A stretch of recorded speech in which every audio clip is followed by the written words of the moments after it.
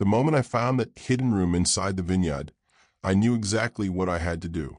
I stood there, heart pounding, hands shaking, staring at walls covered in documents, photographs, and bank statements that told a story so ugly it made my stomach turn. Everything I had believed about my life for the past 19 years had been a carefully built lie. But here is the thing about lies.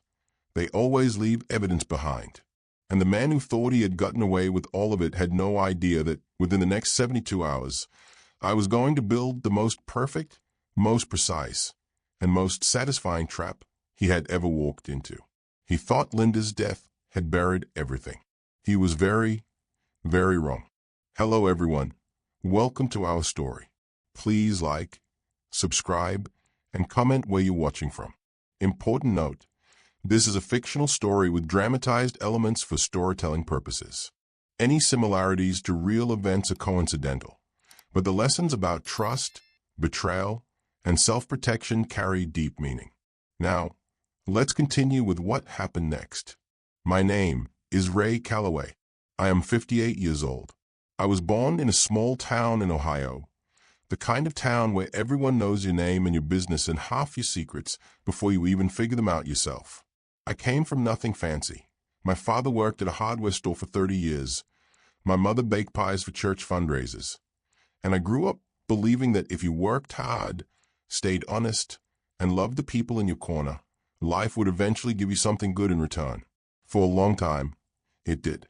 I built a decent life. I spent 22 years as a high school history teacher in Sacramento, California. Not a glamorous job, not a rich man's job, but one that meant something to me. I loved it. I loved watching kids who thought history was boring suddenly lean forward in their chairs when you told them the real, messy, complicated story behind the dates they were supposed to memorize. Teaching was my thing. It still is. And then there was Linda. Linda Cole became Linda Calloway in the spring of 2005. She was 41. I was 39. She had these dark eyes that looked like they were always holding a secret, which, as it turns out, they absolutely were, but I'm getting ahead of myself. She was clever, sharp, funny in a dry way that crept up on you. She could make you laugh at a funeral without anyone realizing she had done it. We met at a friend's dinner party in Roseville. And by the time dessert came out, I had already decided I was going to marry her. We were happy, genuinely happy. The kind of marriage that isn't perfect but is real. Arguments about small things, laughter over stupid things, deep comfort in the quiet, ordinary moments that nobody ever writes songs about. We didn't have children. We tried. It didn't happen. We made peace with it. We had each other, a good house, a golden retriever named Biscuit, who believed he was a lapdog despite weighing 65 pounds, and a life that felt full enough. There was only one thing Linda ever kept truly closed off for me: her property in Napa Valley. She had owned it before we met, inherited it from her grandmother, she said. A piece of land in the California wine country. She called it her project, her escape, the one thing that was just hers. Early in our marriage, I thought that was charming. Every person deserves something that belongs only to them. I never pushed. I never asked too many questions. I trusted her. I should tell you, I asked exactly 3 times over 19 years to go see it. The first time, she smiled and said, "Not yet, Ray, it's a mess." The second time, she said she wasn't ready to share it. The third time, and this was about 4 years into our marriage, she held my face in her hands and said, "Ray, I promise you, one day you'll see it. And when you do, you'll understand everything." Then she kissed me on the forehead like I was a golden retriever. And I, like a golden retriever, wagged my tail and forgot about it. I didn't forget about it, but I let it go. Now, if you're listening right now, help me prove something wrong. My mother said I wouldn't even reach 1,000 subscribers. But I believe stories like this deserve to be heard. Help me show her that these stories matter. Hit that subscribe button right now. It would mean the world. Linda was diagnosed with pancreatic cancer in January of 2022. She fought it hard and she fought it without much drama. That was her way. She didn't want to be pitied. She didn't want long, tearful conversations about death. She wanted to keep living until she couldn't anymore. She did that. She died on a Tuesday morning in October of 2022, with me holding one hand and Biscuit pressing his big, heavy head against a leg. The grief hit me like a wall. Not the dramatic, collapse on the floor kind. The slow, suffocating kind. The kind where you wake up every morning and for 1/2 second everything is normal, and then it isn't. I was 56 years old, retired from teaching, and sitting in a house that had too much silence in it. 3 weeks after Linda passed, a man named Gerald Whitmore called me. He introduced himself as Linda's attorney, not our shared attorney, but Linda's personal attorney. A man I had never met, never heard of, never knew existed.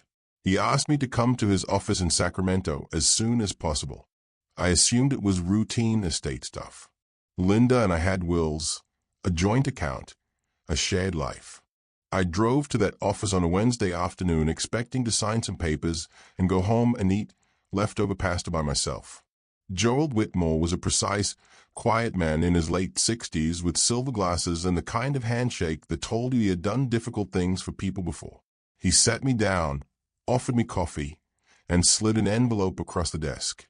Inside the envelope was a single key on a plain silver ring, and a sealed letter in Linda's handwriting with my name on the front. She left instructions. Gerald said carefully that I give you the key and the letter at the same time. The property in Napa County, 45 acres, is now entirely yours, Mr. Calloway. There are no liens, no debts attached to it. It's yours outright. I stayed at the key. She never let me see it. Gerald folded his hands. She was very specific about timing. She said you would understand once you read the letter. I did not open the letter in his office. I don't know why.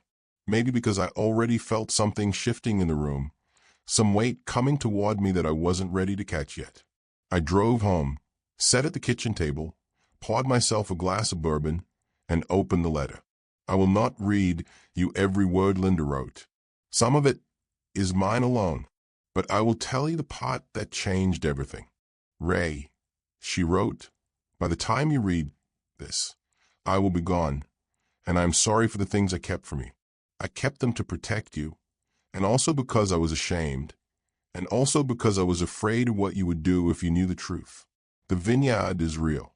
It is 45 acres of Cabernet Sauvignon and Chardonnay, and it produces wine that sells for more money than either of us ever imagined when we were young. But the vineyard is not the secret. The secret is a man named Victor Hale.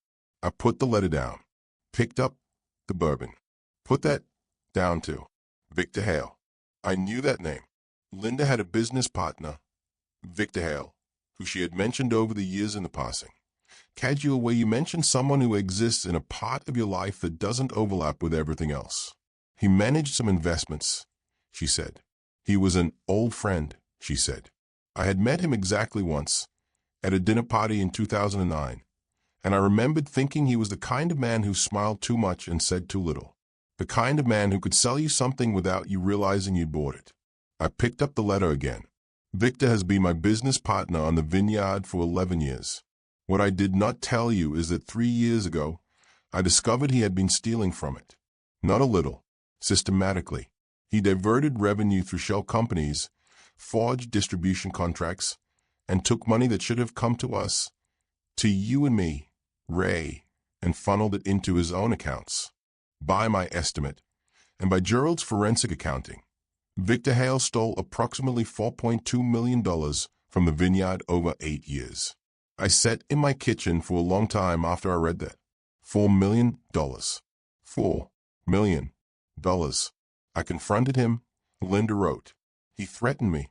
He said if I went to the police, he would claim I was the one who had done it, that I had set up the shell companies myself, that I had forged the documents, that I had used him as cover. He had evidence prepared, fabricated evidence, but convincing enough to cause trouble. I was sick by then, Ray, and I was scared, and I did not have the energy to fight him in court, while also trying to stay alive. But I did not do nothing. For the last 18 months of my life, with Gerald's help, I built a case. A real one. Bank records, wire transfers, communication records, the names of every shell company, every account number. Everything is in the room behind the wine cellar at the property. Gerald has a copy. The SEC has a partially filed complaint, which Gerald can activate on your behalf. Victor does not know any of this exists. He thinks my death buried everything.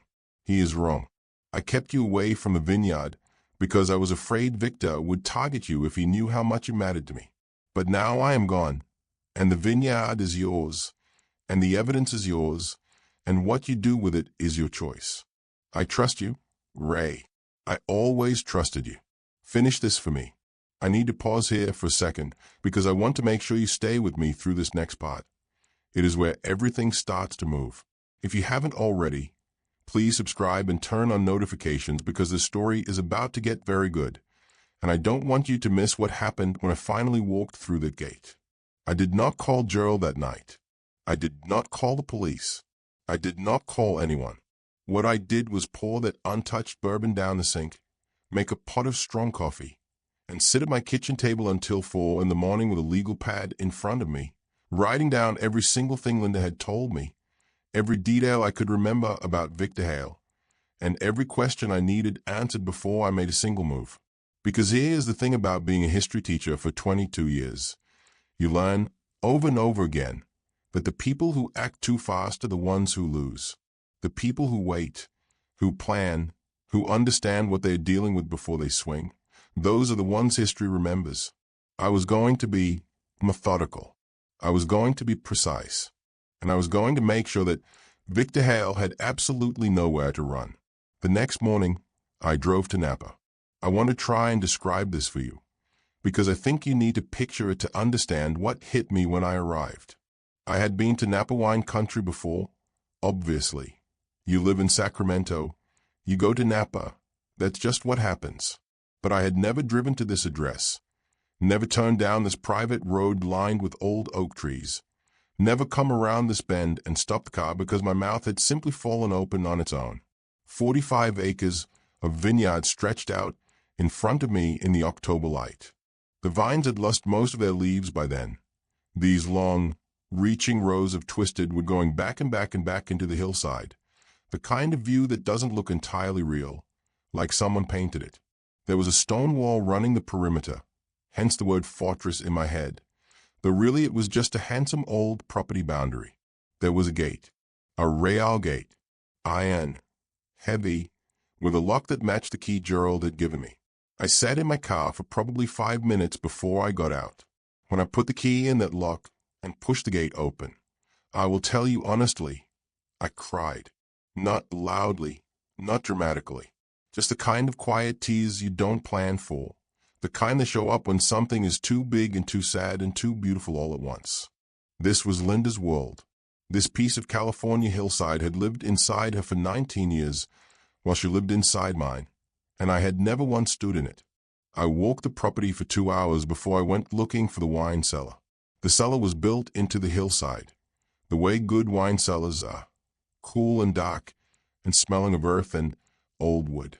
The main room had barrel racks along both walls, a tasting table in the center, and soft lighting that made everything look like a movie set for a film about someone's beautiful life. At the back of the cellar, behind a rack of Cabernet that swung outward on a hinge, and yes, I'm aware that sounds like a spy movie, but Linda apparently had a whole dramatic side I had been underestimating, was a door. Behind the door was a room about the size of a large walk-in closet, and on the walls of that room was everything.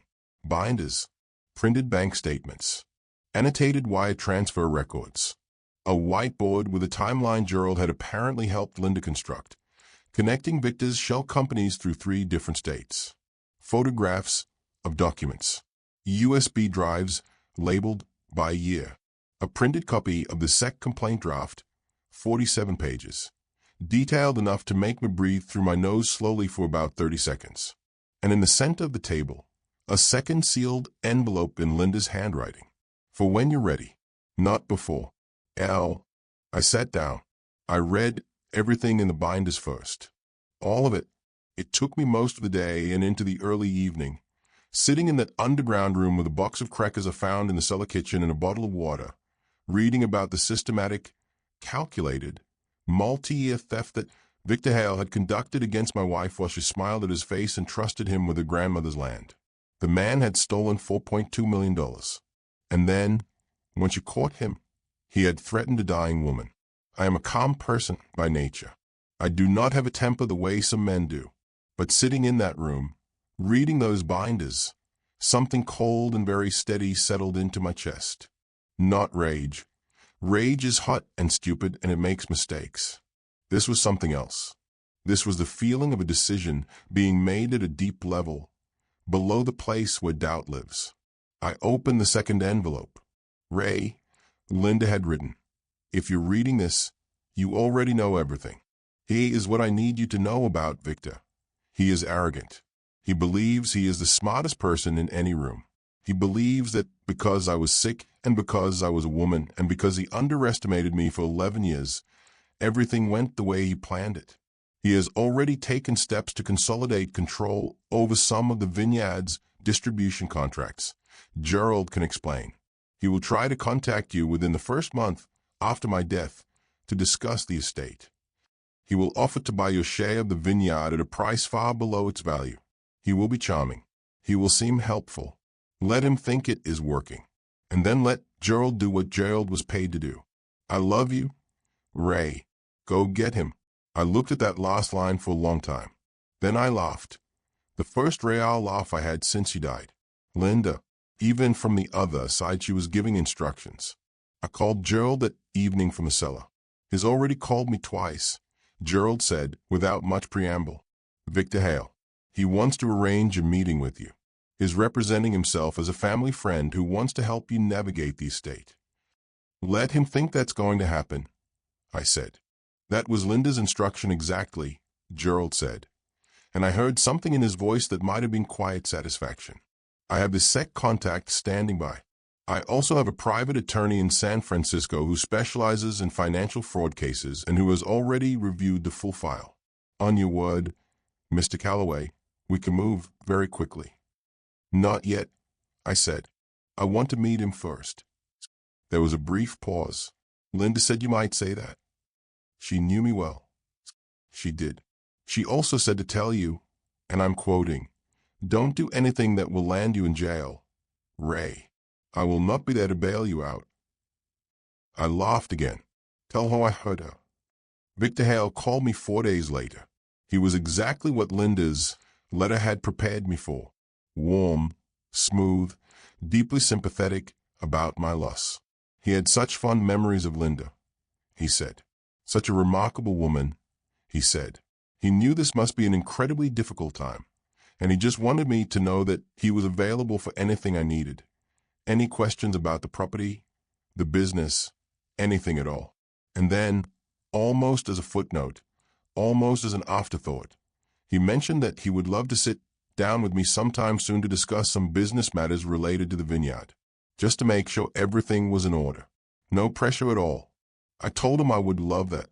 I told him I had been out to see the property and it was overwhelming and I honestly wasn't sure what to do with it.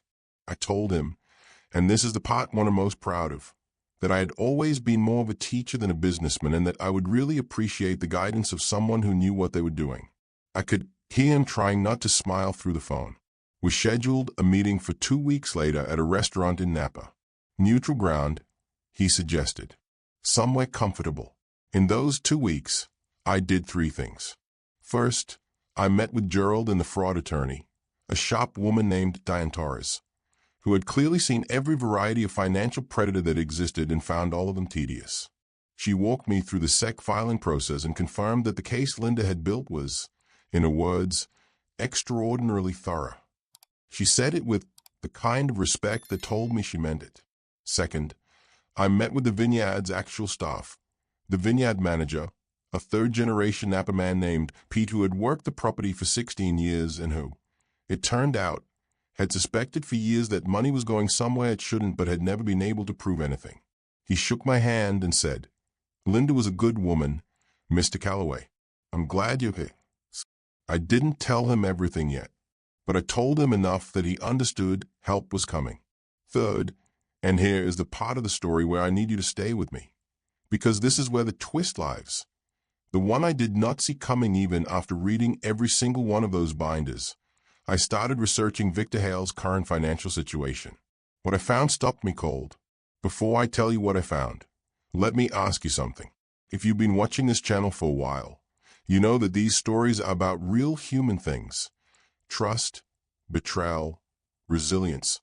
The way people surprise you when everything falls apart. If you haven't subscribed yet, please do it right now. We are building something here, and I want you to be part of it. Victor Hale was broke, not struggling a little broke. Genuinely, catastrophically, running out of road broke. Diane Torres found it first, digging through public records and financial filings as part of a case preparation. Victor had been living significantly beyond his means for years. He had poured a large portion of Linda's stolen money into a tech investment fund that had collapsed in 2021. He had a second mortgage on his house in Sonoma, 2 failed business ventures in the previous 3 years, and what appeared to be a private debt to individuals, not banks, that was becoming increasingly difficult to manage. The man had stolen $4 million from my wife and had managed to lose most of it, which explained something that had been nagging at me since I read Linda's letter. Why was he so aggressively pushing to get a meeting with me? Why had he already called Gerald twice? If he thought he had buried his theft with Linda's death, why was he moving so fast? Because he needed money, urgently, and he believed that the vineyard, which he had been stealing from for 8 years and had always planned to eventually take full control of, was his last real asset. He needed to get me to sell, or to sign over some portion of ownership, or to enter into some arrangement that would give him access to the property's revenue streams. He needed me to be exactly what I had presented myself as on the phone, an overwhelmed retired teacher who didn't understand business, who trusted the friendly men offering to help, and who would sign whatever was put in front of him if it was explained in a reassuring tone of voice. The arrogance of it genuinely impressed me, not in a good way, in the way that a very large wave impresses you just before it knocks you flat. I called Gerald and Diane, and we had a long conversation that evening. We adjusted the plan. The dinner at the restaurant in Napa was a Tuesday night. I arrived first. Victor came in 5 minutes late, which I suspected was intentional. The power move of making the other person wait. He was tall, well-dressed, silver-haired in a way that photographed like success, with that same relentless smile I remembered from 2009. He ordered an expensive bottle of wine from a list at the table without asking if I wanted it, and he talked about Linda warmly and at length, and I let him. I played my part carefully. I talked about how overwhelming the property was, how I didn't really know anything about wine, how I wasn't sure I was equipped to manage something like this, how Linda had kept it so separate from our life that I almost felt like a stranger there.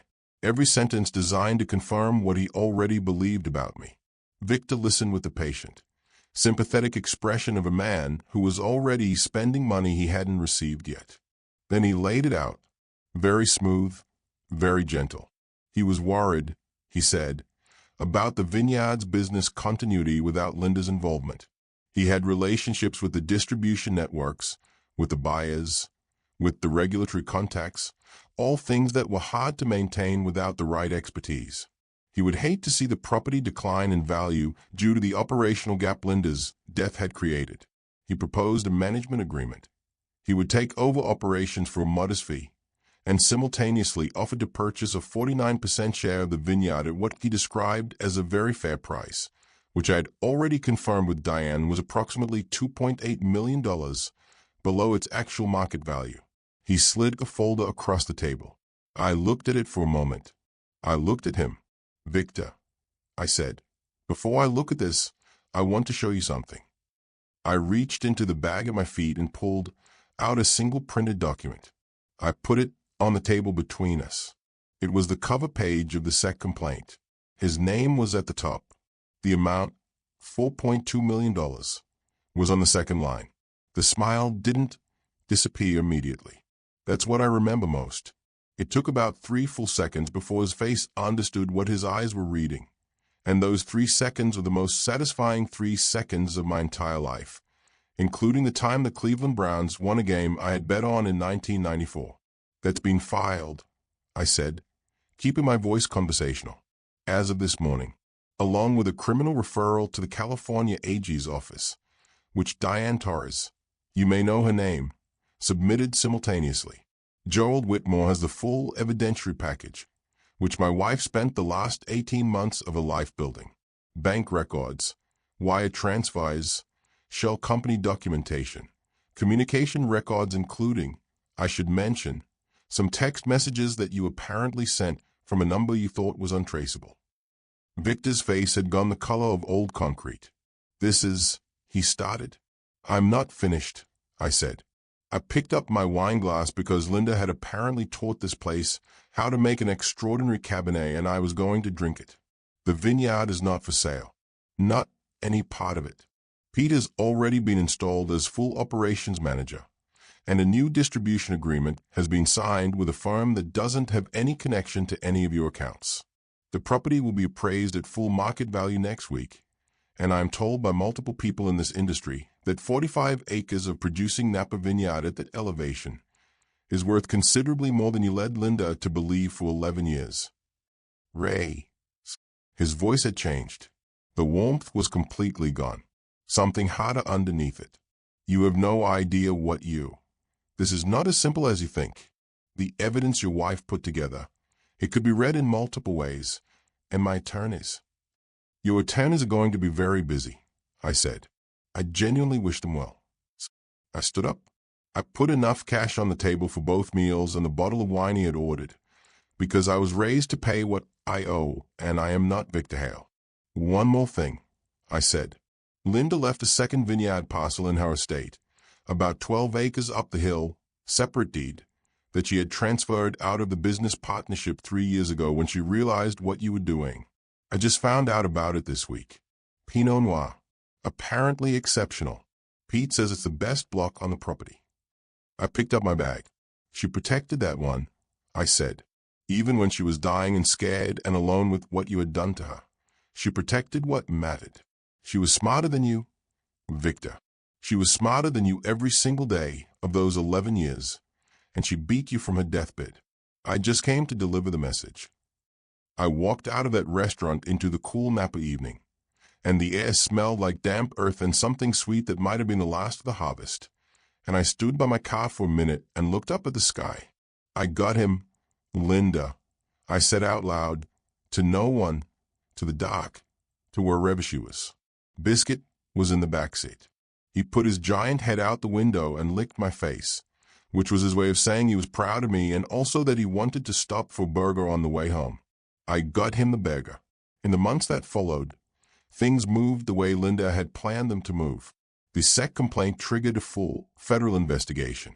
Diane Torres coordinated with the California AG's office, and within 8 months, Victor Hale was indicted on 12 counts of wire fraud, 2 counts of securities fraud, and 1 count of making false statements to a federal agency when investigators came to interview him and he, in what can only be described as a staggering miscalculation, tried to lie. He lost the house in Sonoma. He lost his cars. He lost the money he had not already lost in the failed tech fund. His attorneys, who were apparently very good, managed to negotiate the federal prison sentence down to 4 years with 3 years of supervised probation to follow. I did not feel any particular way about the sentence being reduced. Justice had done its job to the degree it could. I had done mine, but the real outcome, the one that Linda had actually been building toward all along, was the vineyard.